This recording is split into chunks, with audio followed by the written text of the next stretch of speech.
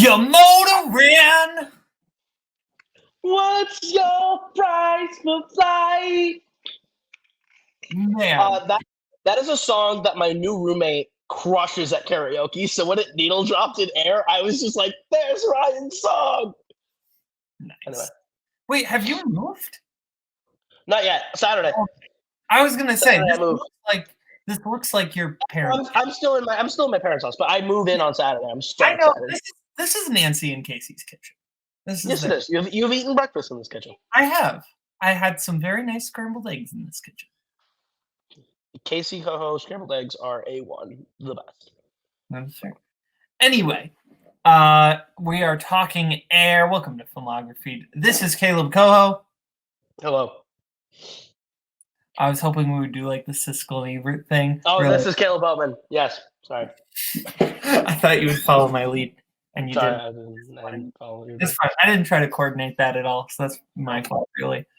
Anyway, though, I always love it when Siskel and Ebert would do that, where they were like, and Siskel would go, and this is Roger Ebert of the Chicago Sun-Times, and this is Gene Siskel of the Chicago Tribune. I was like that. Anyway, we're finishing Ben Affleck. We're finally finishing a series, guys. Can you believe it? And then we're going to finish another one when we come back for Charlie Wilson's War next week. Well, that won't finish it. No, but we start the second half of a series before. Yeah. But yeah, don't you love that we've just had this series ADHD and we've been doing this show for like 15 episodes and we still haven't like finished. Anyway, we're finishing this series. We both watched Air. It is in theaters currently. Spoilers abound. I will say, if you haven't seen Air yet, go watch it. It's great. Come back here. Let's just jump into it. Koho, I'll let you break down some of the background on this one. Sure. So Air is a film that was written by Alex Convery in 2021. It was on the blacklist under the name Air Jordan. And it was reported in 2022 that Amazon had picked it up, that Affleck and Damon would star and Affleck would direct.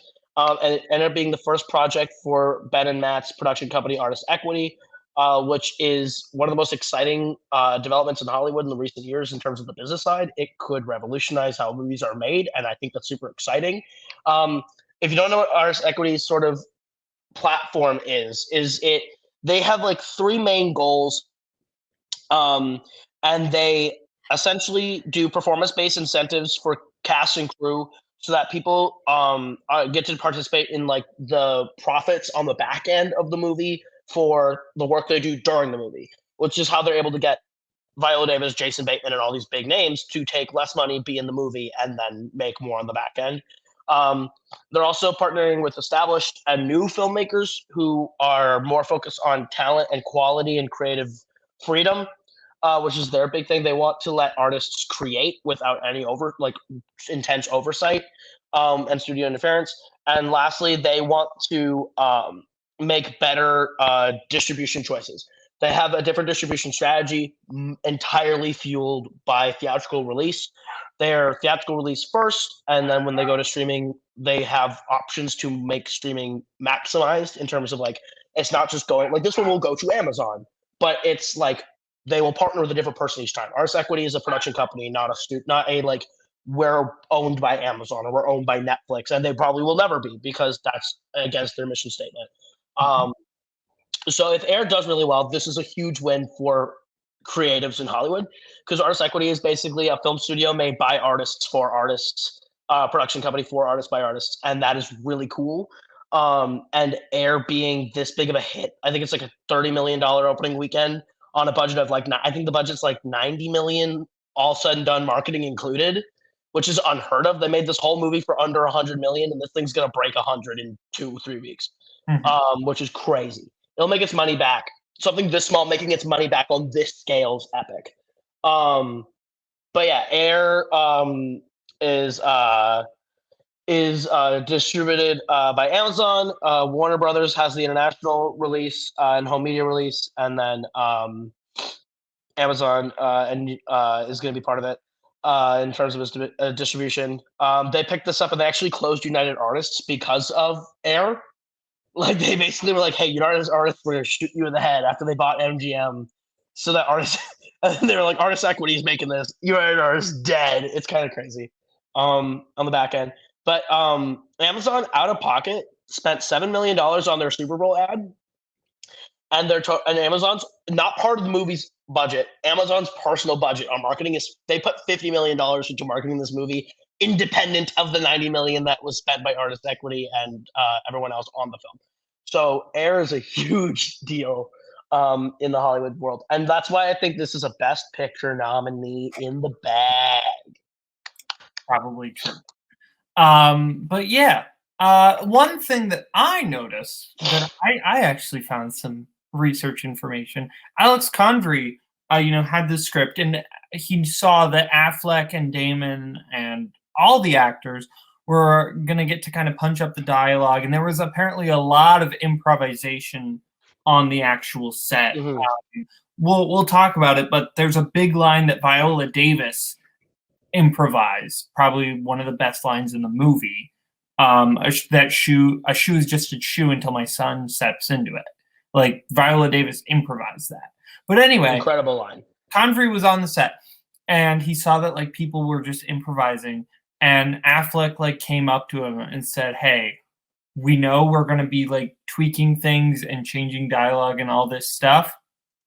We are making sure you get the sole credit because it was your script. We are changing things, but you are getting the sole writing credit on this." Which is nuts because I think WGA allowing that to be a thing is really wild, considering how much of that dialogue has been changed by Ben Affleck through this production.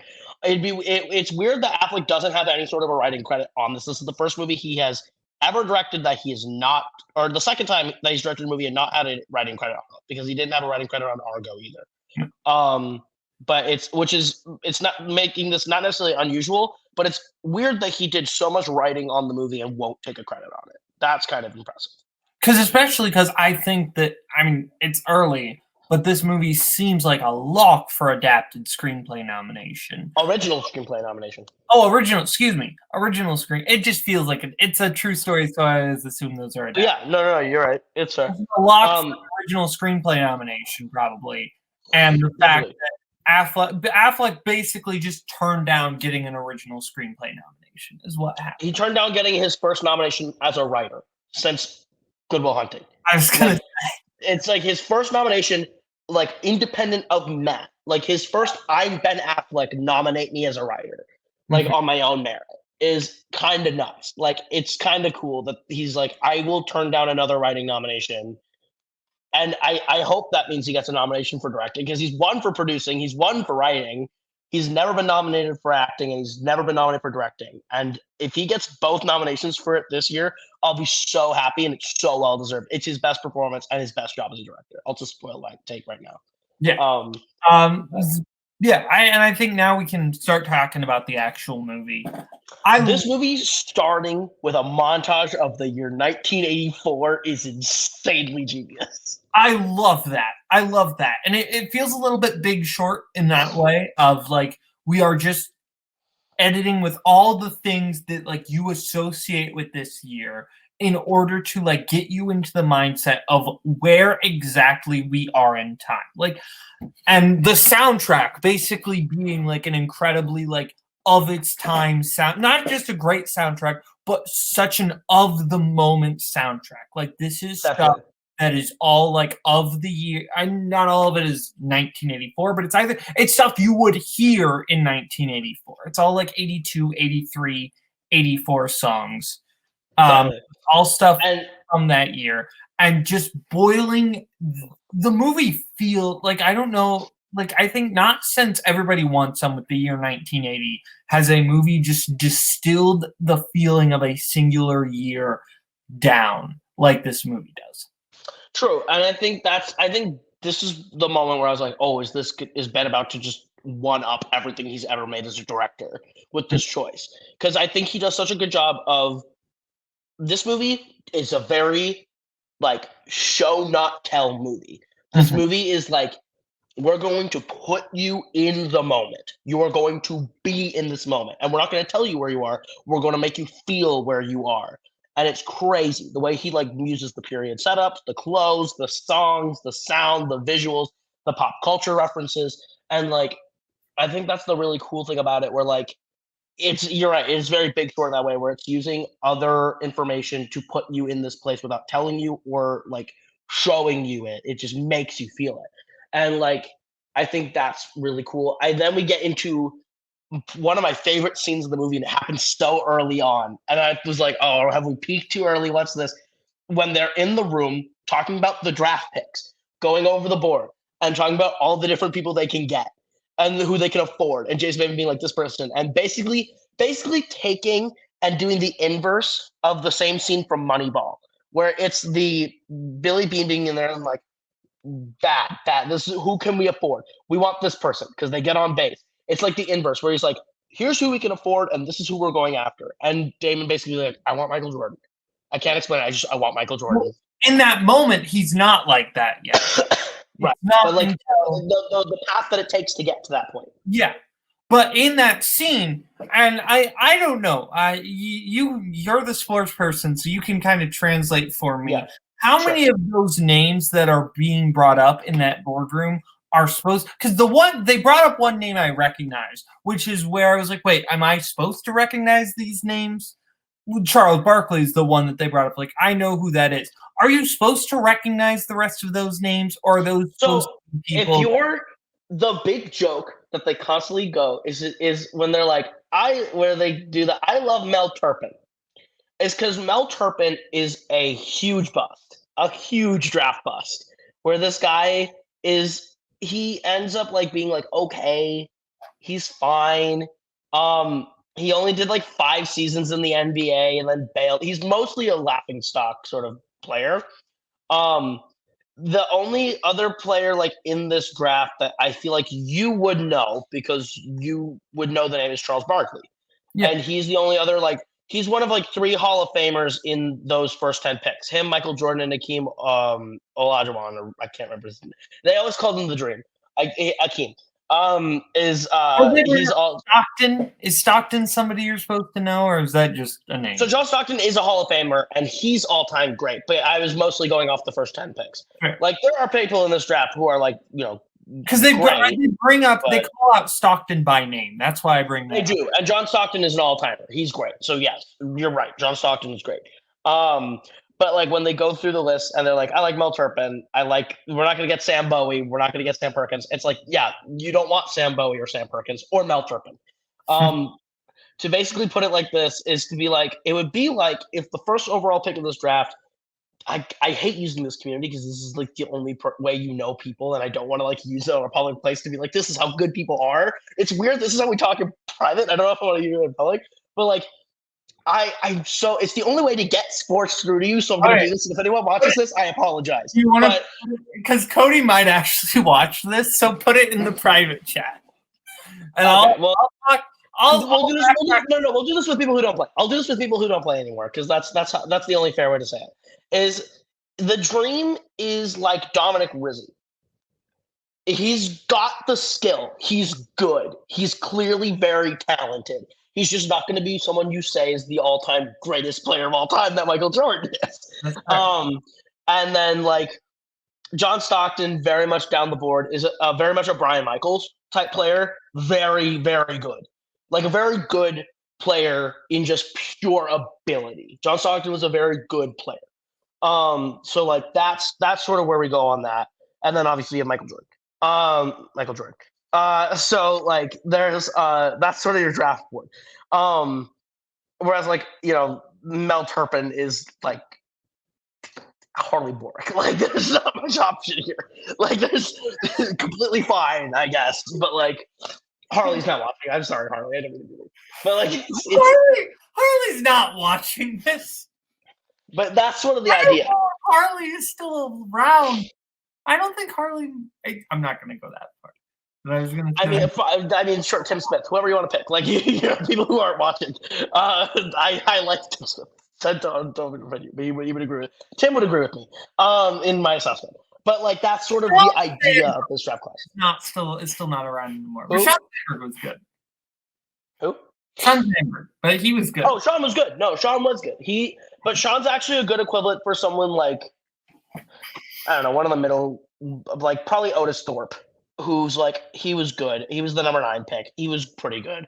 I say that, and he went and played in the All-Star game. But like, he's pretty good.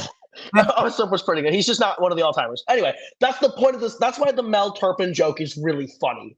When he's like, I like Mel Turpin. And he's like, you only like Mel Turpin. You only like Mel Turpin because he's the only name you can pronounce on the board or some shit. No, like, it was really funny. Mel Turpin because he's the 5th pick or whatever. Yeah, you like Mel Turpin because he's the only person feasibly we can get right now on the board at the highest value. He's the highest pick that we can get. Basically, like, you guys, it is like kind of the inverse Moneyball of like, you guys are just looking at the pure stats, the pure numbers.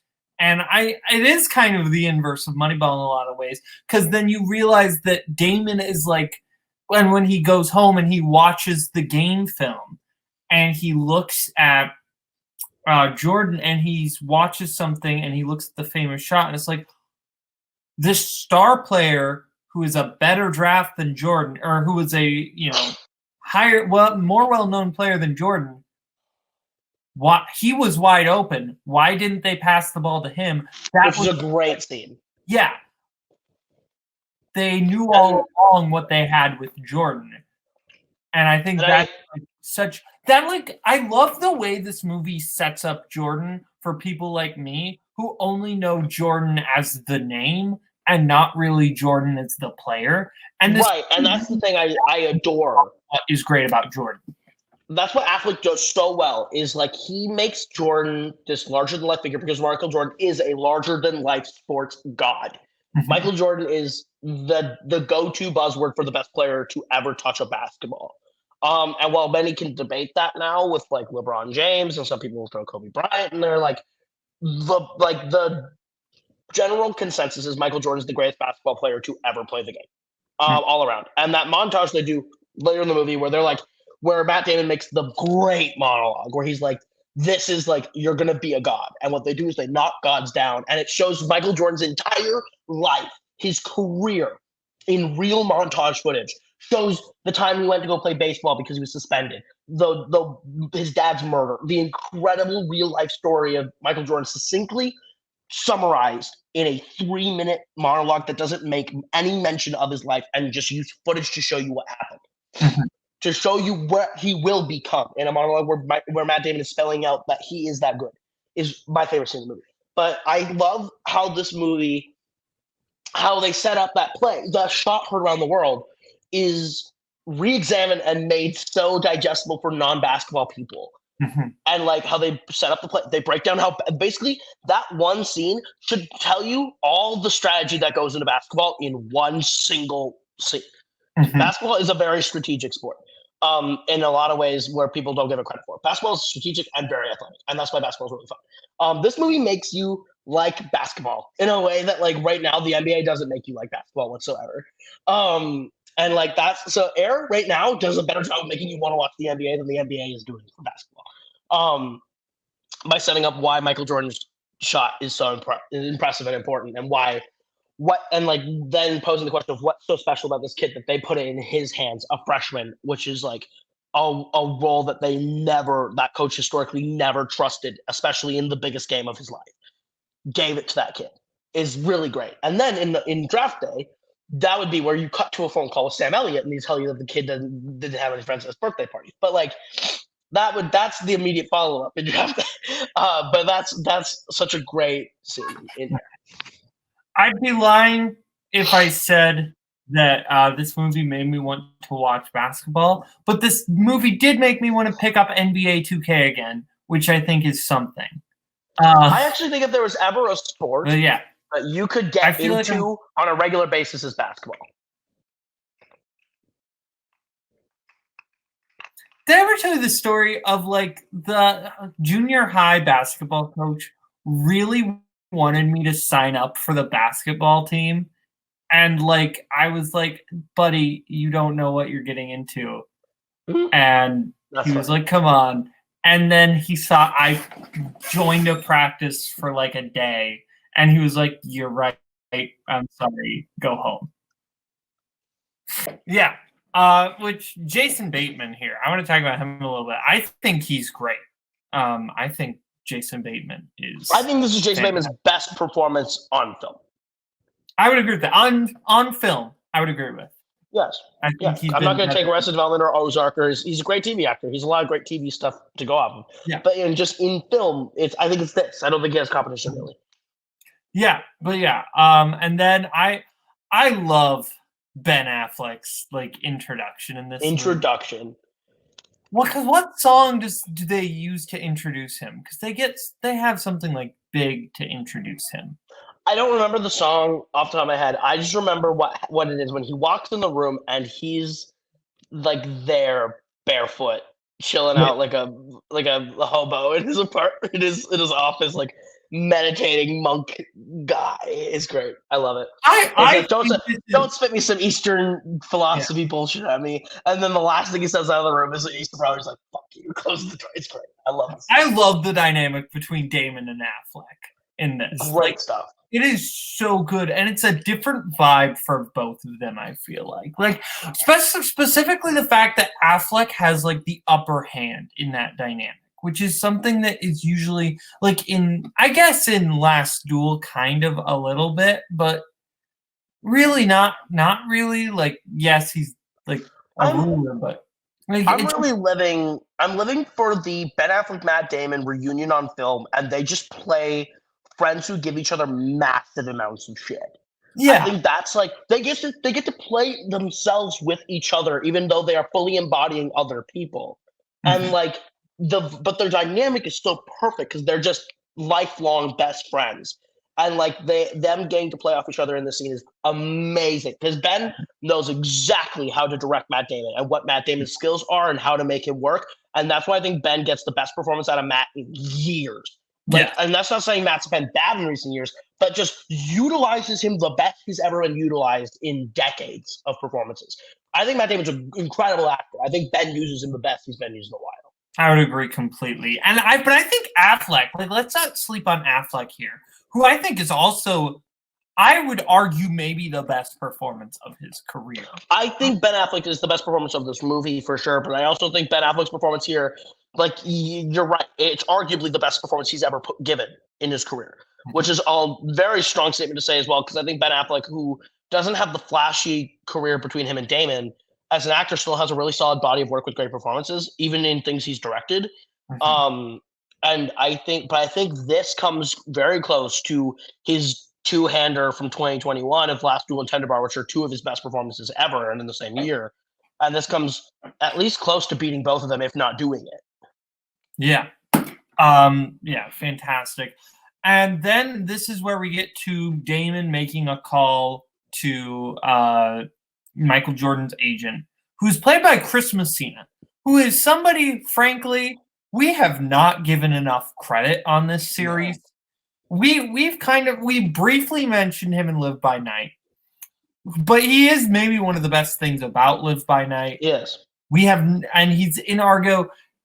He's not given much to do in Argo, to be fair. Like, he's not flashy in Argo. He is maybe the best thing about Live by Night, though. This is the movie. I think Affleck just knows. You can tell this guy works with him a lot because he knows this guy's a great actor. And I feel like this is the movie where it's just like, I'm going to give you something big to do. And I love him as Jordan's agent. He is so good in this movie. Honestly, this movie has like 4 or 5 people that you could be like, best supporting actor? Yeah, sure. Like Messina and Tucker, who Chris Tucker we haven't even got to, who is phenomenal. The best performance I've seen from Chris Tucker maybe ever is insane. But like Chris Messina gets to give these like subtle performances. Like you look at this, you look at Silver Linings Playbook, you look at Jackie Brown. All 3 of those where Chris Tucker gets to give like a more realistic, toned down performance as opposed to like the Chris Tucker character. He's always great. And it's always. like all 3 of those movies are like good to great directors who just know how to utilize him, as opposed to when he's working with like Brett Ratner or someone who wants him to like, be as over the top and high pitched as you can. It's like, no, Like, let's make you a grounded human because you actually got something inside you that is like good. Exactly. And I think that's why I think his relationship with Damon is so great. I think Tucker brings such a grounded sense to the story as this character, a different sort of perspective to that as being well, first of all, an African American, but also like as being someone who was deeply involved in Michael's career, and in the future, and seeing that origin story essentially play out is really great.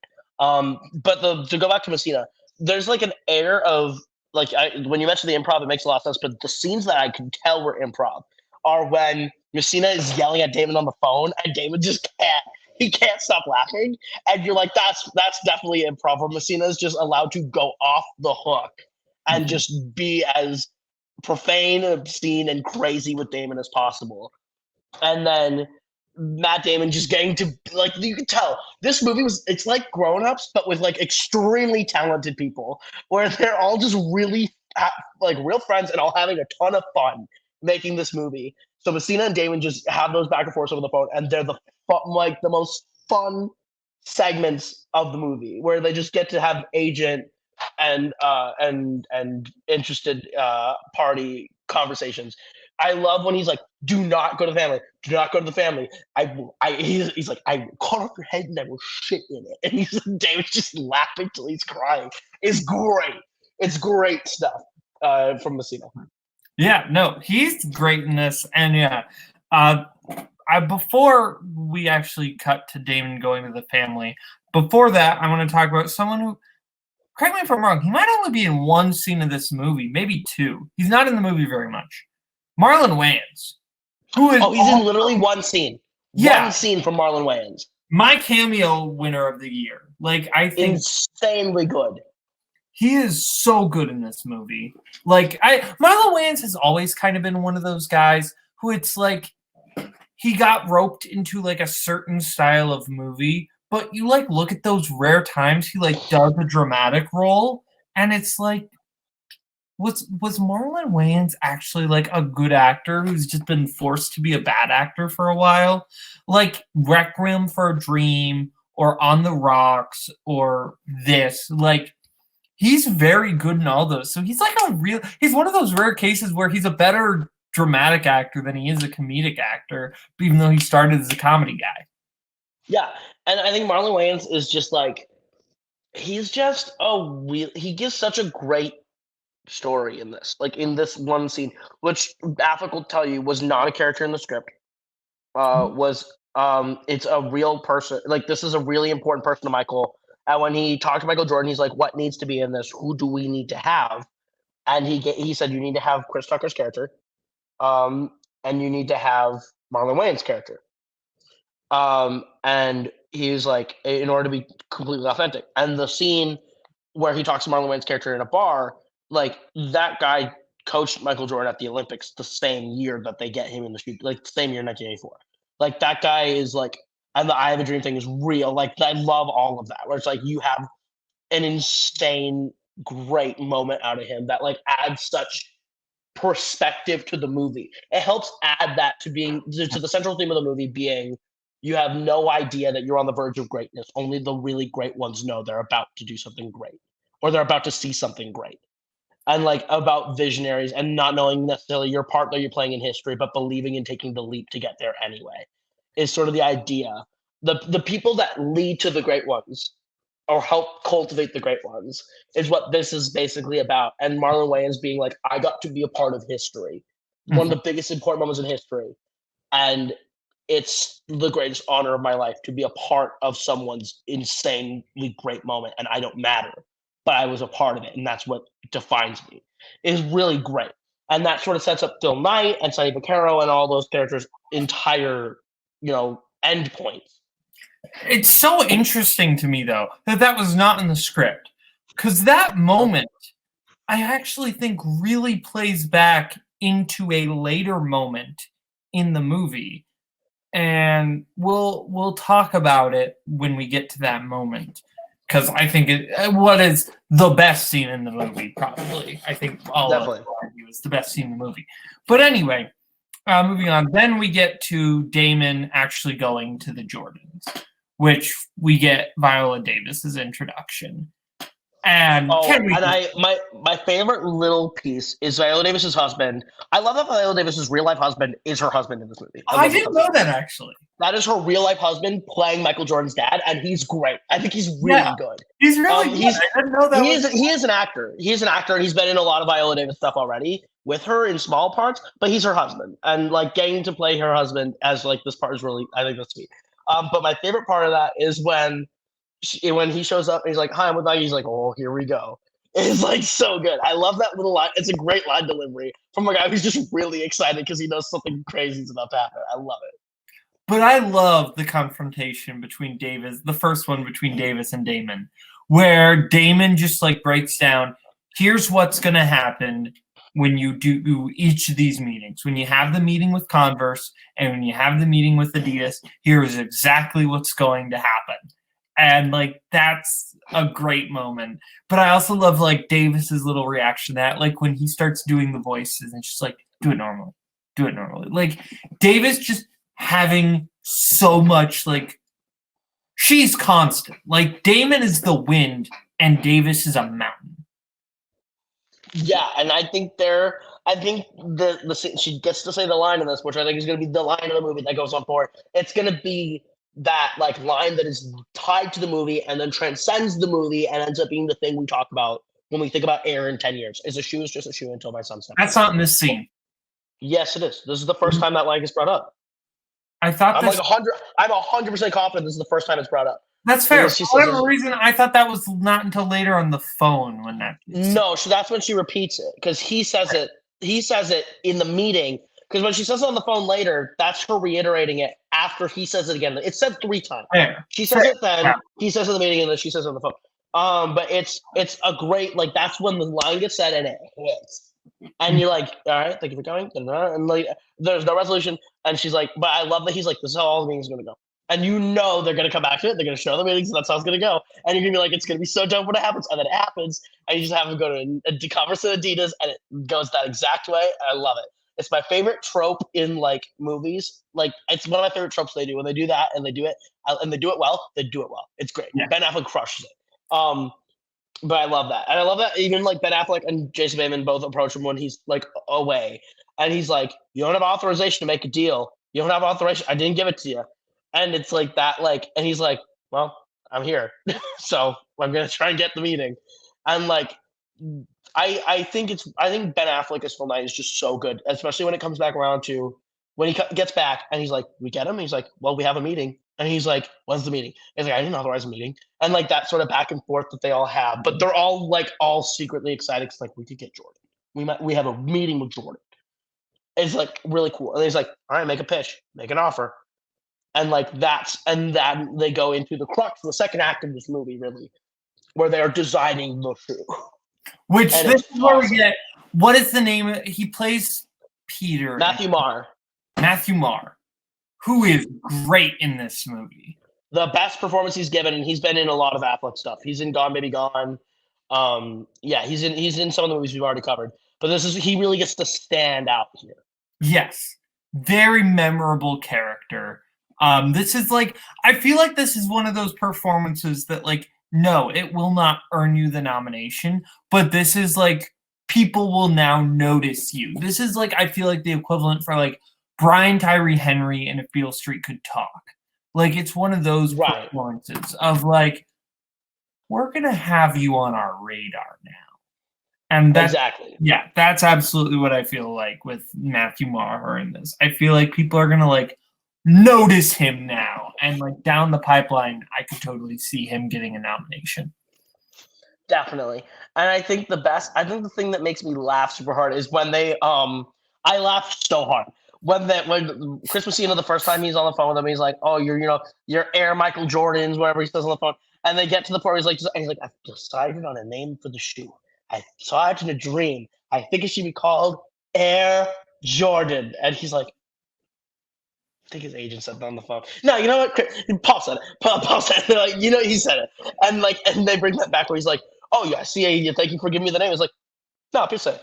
and just hangs up on it. It's like great. That like rule of three there they build is that through line is so good. Yeah. He's like, are you two always consumed with the thought of making the perfect shoe? And they're like, can't say I have. Like Jason Bateman's so good playing off of him. Like Jason Bateman gets to do his perfect Jason Bateman comedy gimmick in those moments by having someone ridiculous to play off of, but he's not. But he's restrained the exact right distilled version of a ridiculous comedy performance. It's a great scene. Yeah, perfect it's shoot. just ridiculous enough where you're like, this guy's a weirdo, but also to where I believe this weirdo existed and was a real human, which I think is a really tough line to walk. Definitely. Like you believe that this guy is entirely absorbed with the idea of shoes, and his introduction even earlier when he's outside and Phil Knight looks up or Paul Knight, Peter Knight, whatever. Ben Affleck looks out the window. Is it Phil Knight? I think it's Phil Knight. But he looks out the window, and he sees him skateboard. He's like, he says, "Is that Peter skateboarding in the parking lot? Is he having a midlife crisis?" And like that moment, and then he comes back and is like, "Hey, were you skateboarding in the parking lot?" "Yeah, I'm having a midlife crisis." It's just like the movie is like so funny without being a out and out comedy. It's ridiculous. It's really good. Mm-hmm. And one of the setups I love when they're talking about the shoe is like NBA won't let basketball shoes be more than 50% this color. It's like, we'll just pay the fines. We will pay the fines. Which is a real thing. And I forgot that was a thing. And when they presented the issue, this is the thing that Affleck does so well with this movie. Is I know what happens. I know what happens in the story, but I still believe they might lose. I still believe that these are obstacles to overcome. And he's like, where they're like, well, we make it more red. He's like, we can't make it more red. It has to be this percent. And I was like, yeah, you can't make it more than that. And I totally forgot that Michael Jordan's style is literally having like these red shoes. It makes you forget. And like that moment's like, we'll pay the fines. I think it's brilliant, especially then later in the meeting when they're like, where he's like, and we'll pay the fines. And Ben Affleck's like, this was not run by me. What's happening? But I guess I have to go with it now. It is great. And I love that Matthew Mara, who you're right, is really good at this, where he's just there. He's like, yes, we'll pay the fine. He's just so good. He's like playing like a Star Wars character in this, but in like the best. It's awesome. I love him. Yeah, no, I do love him in this. Anyway, moving on. I don't know. Maybe I'm jumping over things, but I want to talk about like my one nitpick about this movie, and I messaged you about this nitpick.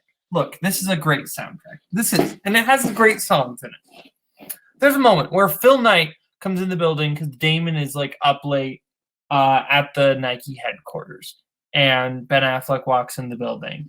And what song do they use to have Phil Knight walking into the building to? Sirius, which you should know is the Chicago Bulls entrance music, specifically only starting during the Jordan era. Yeah. So why, in a movie about Michael Jordan, are we using the very iconic Michael Jordan music, the music that literally everyone and their mom associates with Michael Jordan, in a scene that Michael Jordan is not in? I think the big thing is they don't want to take anything away from the moment when Michael Jordan arrives at Nike. I feel like that'd have been a little distracting or a little too on the nose. Because soundtrack in there, so why not just do that there? Like, why not just put that in? Like, they have a song under that. Why did you not just put that song there? Like, imagine how high. Like, I, as someone who like knows nothing about basketball, would have gotten very hyped hearing that note. Sure. Or if you don't want to do that, I mean, that's not a big deal at all. Do it during the moment when like Michael finally picks up the phone and talks to Damon. Put it there. I think that would have been way too obnoxious. That music is way too obnoxious to put under that important moment. I mean, they put a different song under there, so it's like again. There's only score when he picks up the phone where he talks to him. It's only score. Like there's not like a song. Jordan doesn't say more than a word in that conversation. Jordan doesn't. No, he does. Yes, he does. He talks to her on the phone for there's like 3 or 4 lines back and forth, and then the phone call ends. I don't think that's right. Yes, it is because he's like, you finally get to talk to him, and the music swells, and he's like, Michael. He's like, Mr. Vaccaro, and he's like, "You ready to?" And he's like, "You're welcome to Nike." Da, da, da. He gives it like a little bit. He's like, "Thank you." Da, da, da. There's like one more back. There's like a little bit there. It's not anything specific or huge, but it's enough where it's like a music swell. There's not a song. It's not like it's a mic drop, needle drop playing as soon as he says a word on the phone. I can't tell if I'm being gaslit or I just completely don't remember this scene correctly. I think there's a couple scenes here that you're not remembering correctly. But like. I just don't think that music. Sure, that needle drop when he walks into Nike, maybe. I think that might be a little too. I guess that's the thing. Then why use it at all? Then why use? I think it's fun because I think it's fun to have it in the movie about Michael Jordan's and the world around him. I don't think it needs to be associated immediately with his character in the movie. I would argue because why use if that is the thing everyone will literally associate that music with is Jordan entering the ring. Why use that in a moment? That is not that. Like, why? I don't know. The whole movie's about Michael Jordan, so you can use it at any point, and it's a fan service nod to him at all. It's like a completely arbitrary point to use it, is what I'm saying. I think this is a really nitpicky, dumb problem to have with the movie whatsoever. I mean, it's not like I would call this a bad movie for it. It just seems like a completely random, like, pointless. I don't think it's random, but I mean, this is like. To me, it's the same nitpick as like Brian Michaels being like they missed opportunity for Jason Bateman to be like son of a bitch stole my line, which I think is like very over the top of them. Like I agree with that because that's a reference to something that didn't happen in 1984. But I'm saying like that. Why play the music at all? That's like if they had a different. The music's like not from. Okay, but the music is also. My line. That's like the Michael Jordan music.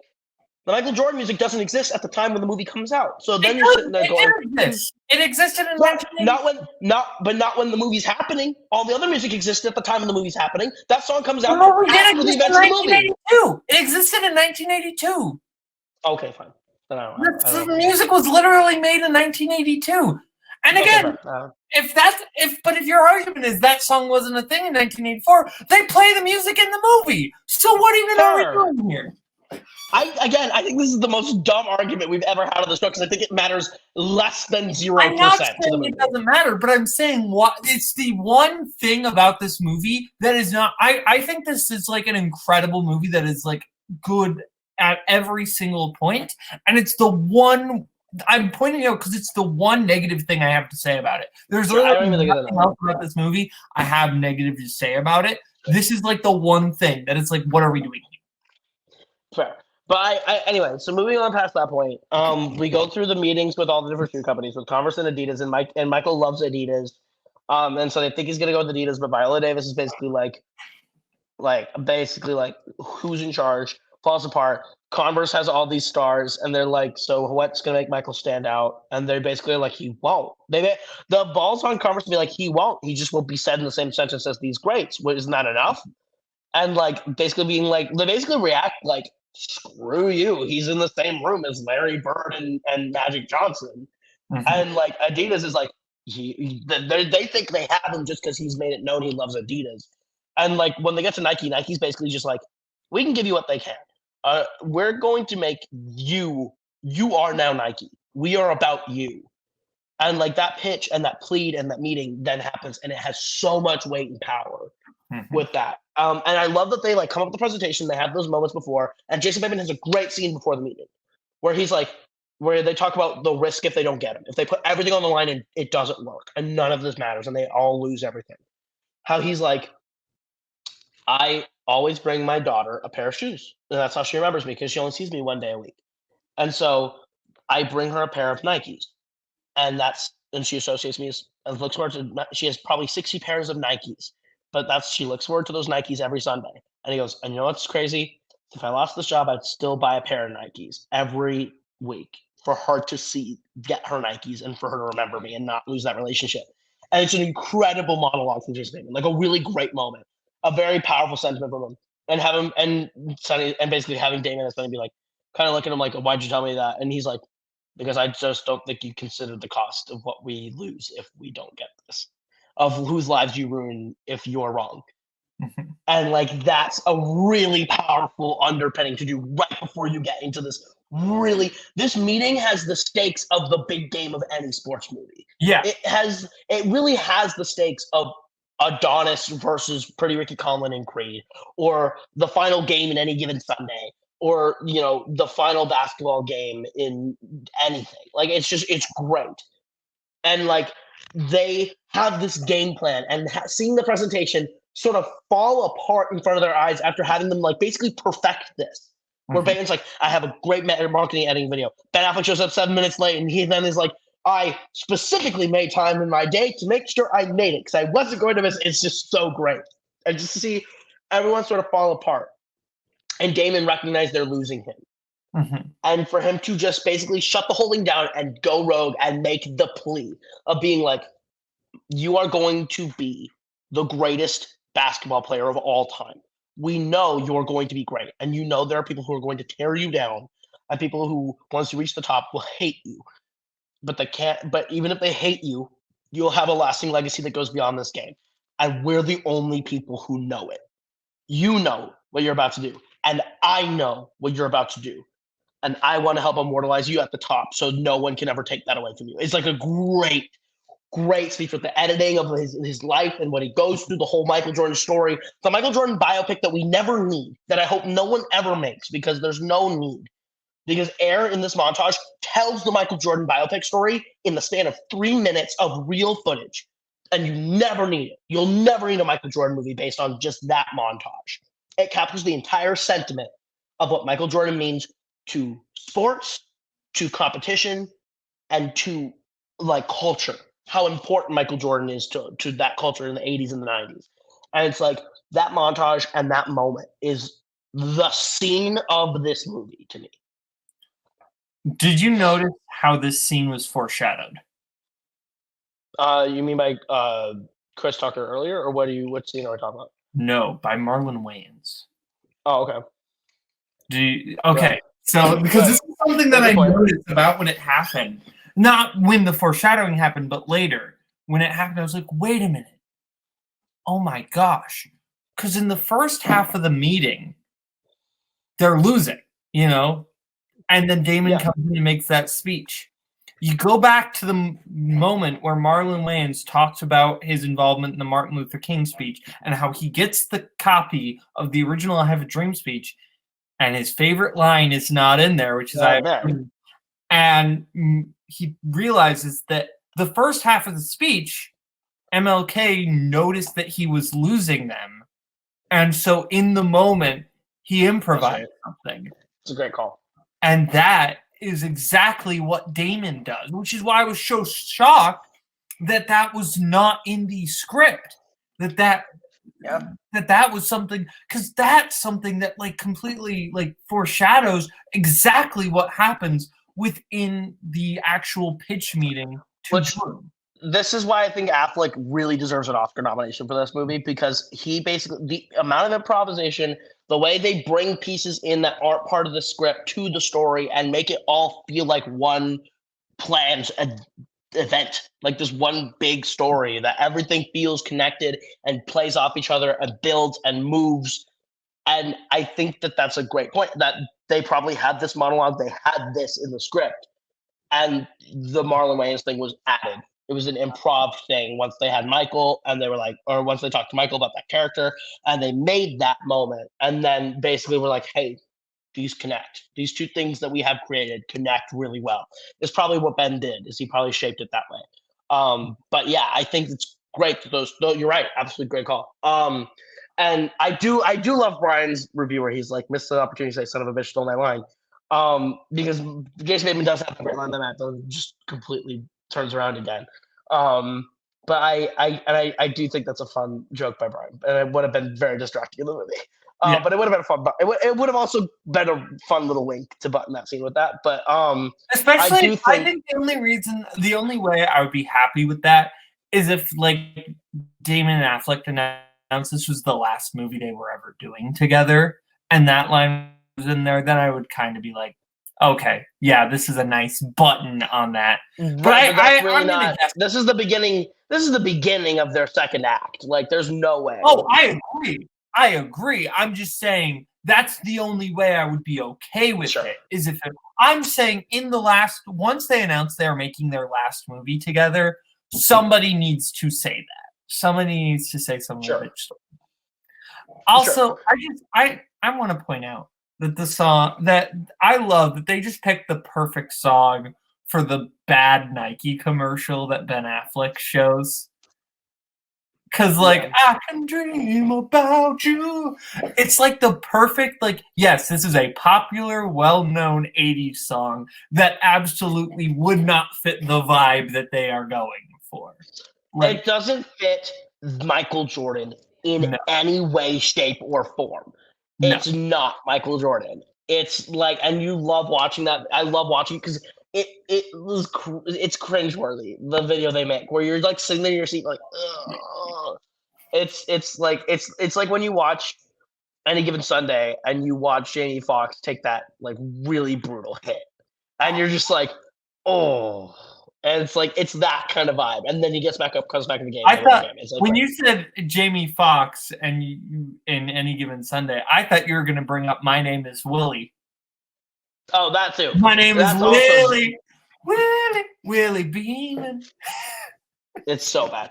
Any Given Sunday, underrated classic gem, and someday we may do Oliver Stone, which would be a ridiculous long series. But that would be I would love to do an Any Given Sunday episode. I would love to do Oliver Stone. I would do Oliver Stone. That would be a while, but I would be down because that's a weird filmography. That would be a fun one to pin in the future, or we bite the bullet and we're like getting close to the end. We're like, you know what? We're gonna do like the highlights of like certain actors, or like the highlights of Al Pacino or some shit. But like that's I would love to cover Any Given Sunday. But no, I think then when this meeting ends and everyone's like, did we get him? What just happened? What happened? Mm-hmm. And like to see then the reactions to everyone. Chris Tucker's like really worried about this.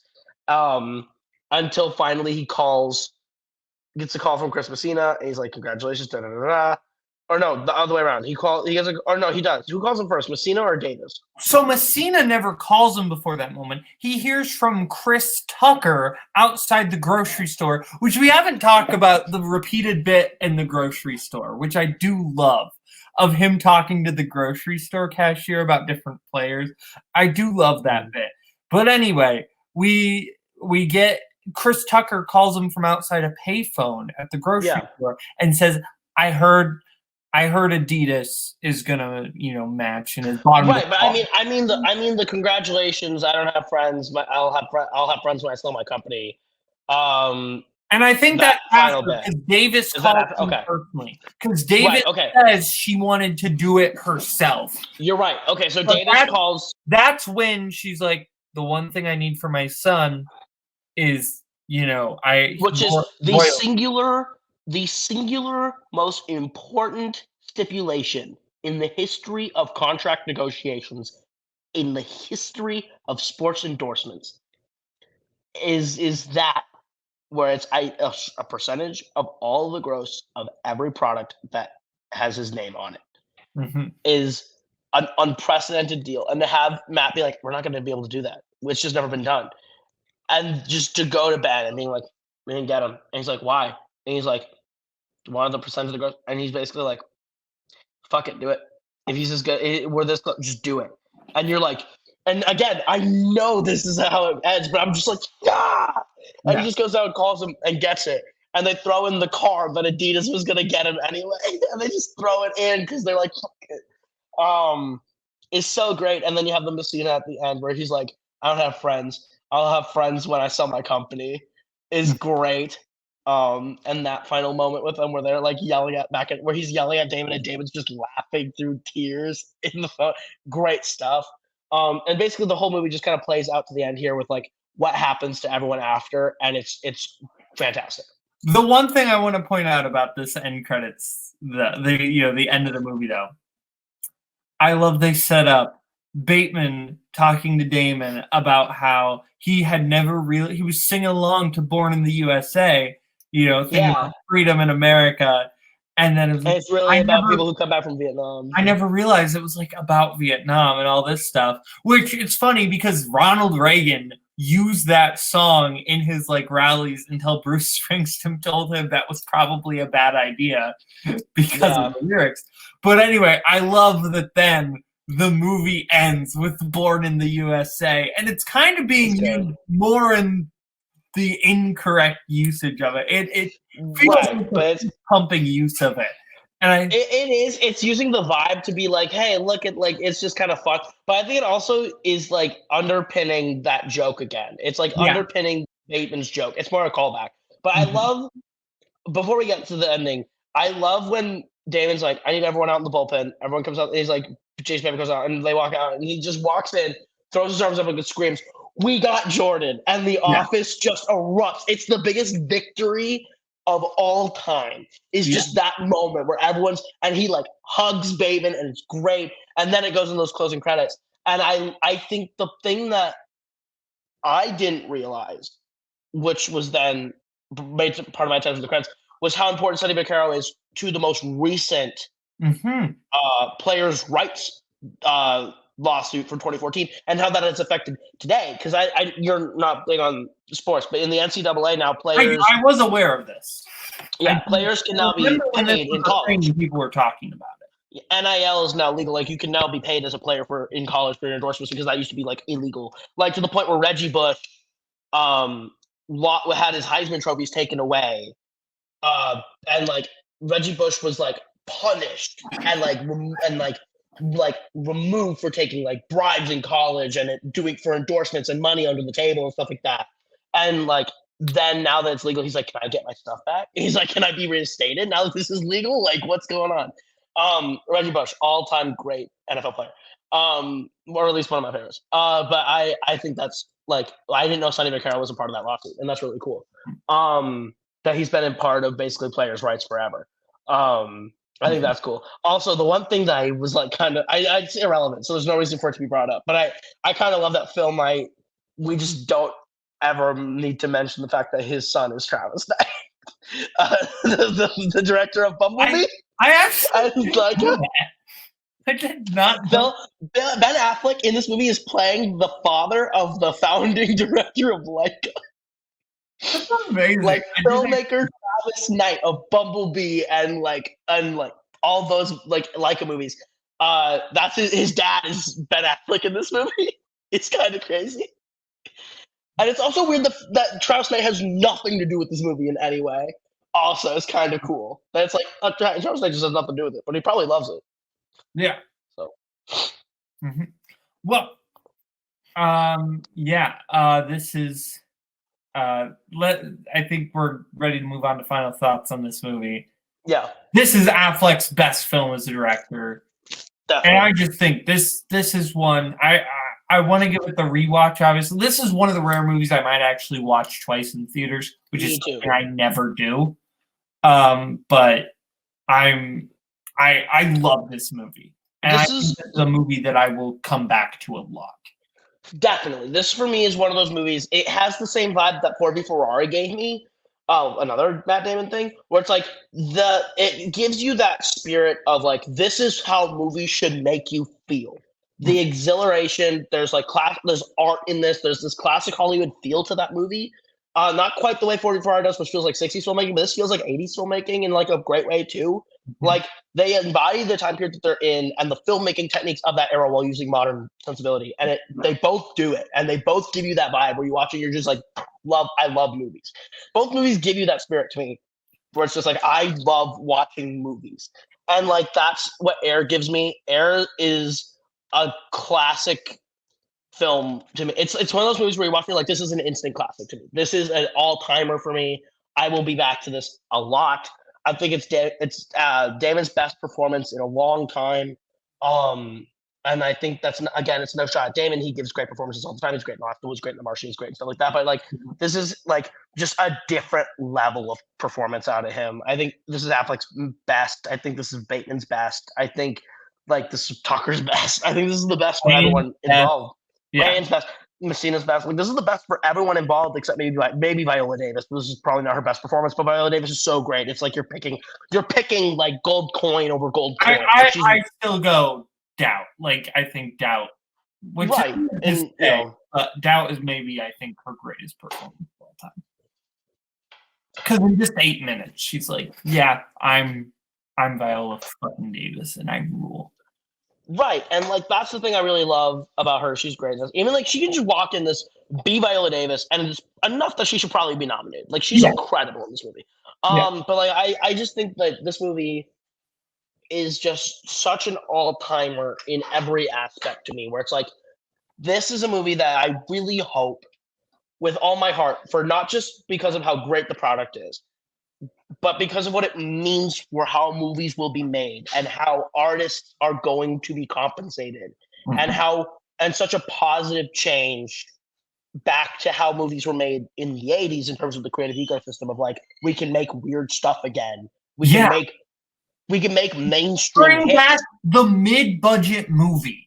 This is what I really hope this movie does, is like bring back, I want this movie to like make all the money. Because like this, I want us to bring back like the mid-budget movie. Because it feels like movies either cost like $1 million or $100 million. Like, exactly.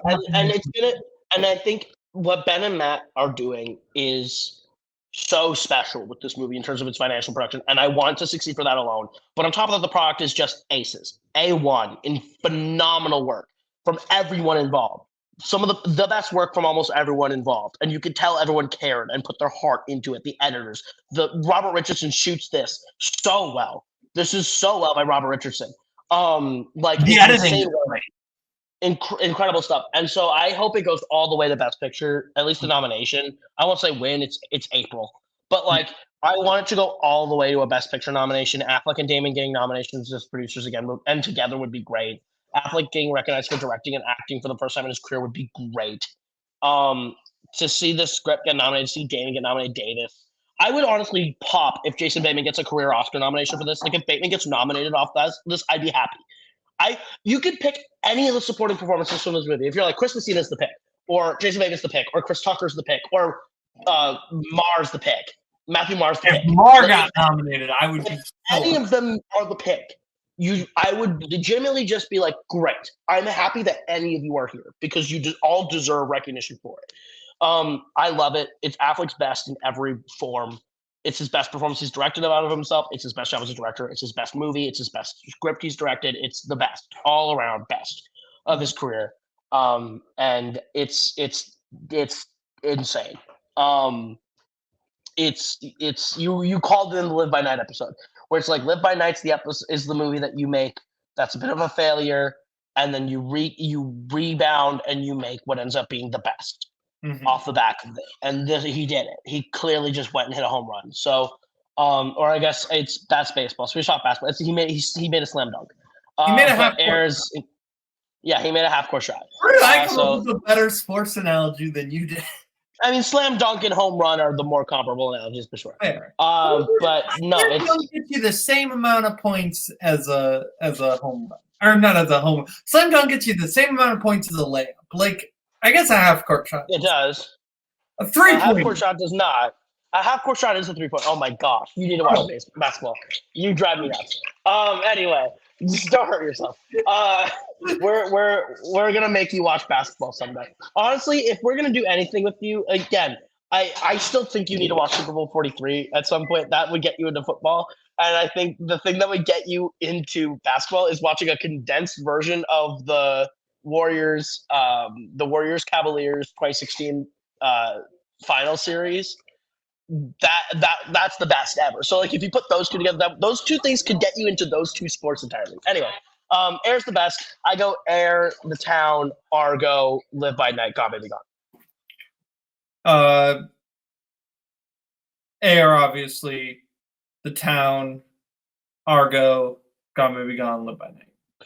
And I would say the best performance in any of these movies total is probably, if I'm being 100% honest with myself, I think the best performance in all of these movies in one, I would maybe probably pick Matt Damon in this movie, is the best performance. That he's taking Ben himself out of the equation. I think Matt's the best performance he has directed in all 5 of these movies out of anyone. Like, he's got the best performance out of Matt Damon in Air. But I think if you're like best performance, I think Ben Affleck's performance in Air might be the best performance in a movie he's directed. It's up there. I'll need to sit on that for a little bit. I don't think I can come with an answer to that question because, like, Damon would be in the conversation for me. So would Affleck for Air, but I guess we're removing him out of the equation.